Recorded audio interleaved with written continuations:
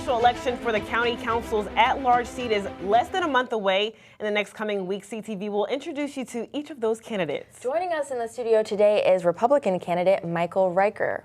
Mr. Riker, thank you so much for joining us today. I'm really excited to get this interview.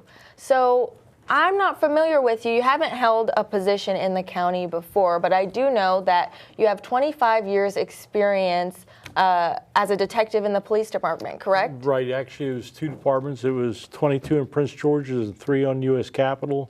Okay. And I did about 15 years as a detective for the county. Okay, great. So what else can we learn about you? You know, county voters, what else should they know about you? Well, through my experiences on the road and doing everything, people always ask me, I don't know what to do with my children.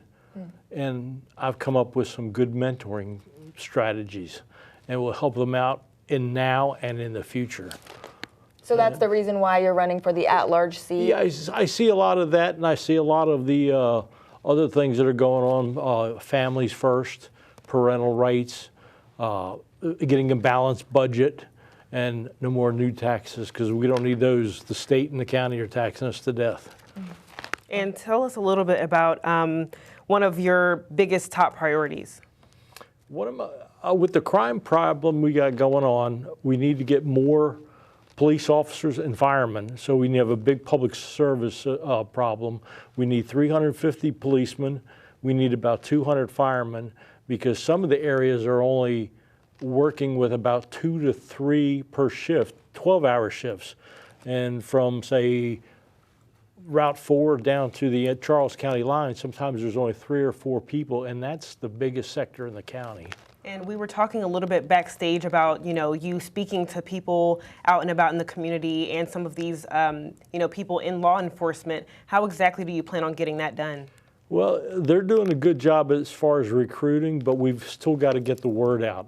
$63,000 when you sign up or when you apply and get the job, and another $10,000 signing bonus on top of it.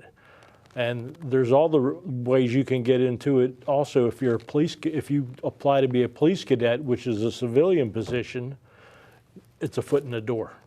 Okay, so these are big numbers, and you did mention that one of the things that you wanted to do is balance the budget. Right. For the operating budget for 2025, the county, we have over $170 million budget shortfall. Right. What's your plan for balancing the budget? The county needs to live within its means.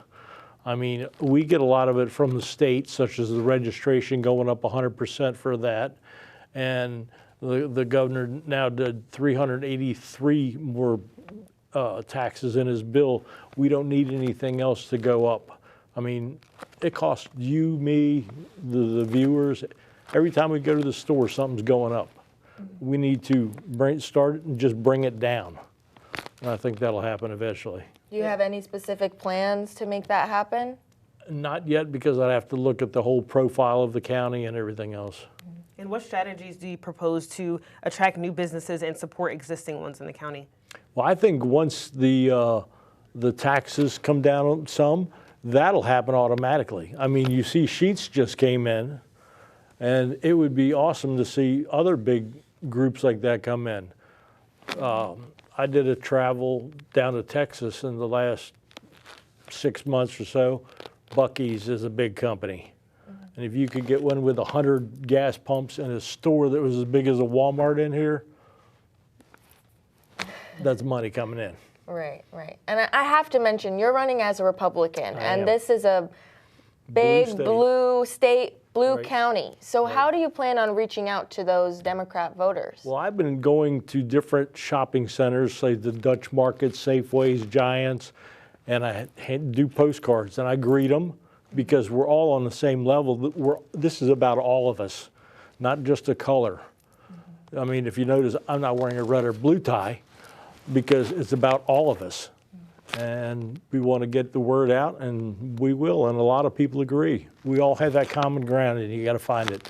And one huge thing that's happening in the county is affordable housing. What is your stance on that, and how do you plan on possibly getting more affordable housing in the county? I don't see the affordable housing. I go down the road and I hit Brandywine or someplace, and you see townhouses going up $500,000. Now, if you're a college kid, can you afford that? I don't think so.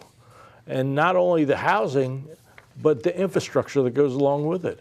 And you have to sit in the traffic that all these new houses are doing. And they talk, you know, people say, oh, well, climate change is a big issue too. Yeah, climate change is a big issue. We all took biology, I hope. You cut down a tree, you lose oxygen, and the carbon dioxide doesn't go there. So it's common sense stuff that the local politicians aren't looking at. And another part of your platform was cleaning up the county, you know, dealing with litter and pollution. Can you talk a little bit about that? Yeah, I'm on a program on the internet, and I talk to the people, and I say, what concerns do you have? You know, our roadways are like driving on the moon. I said, we stop at the side of the road, you see trash.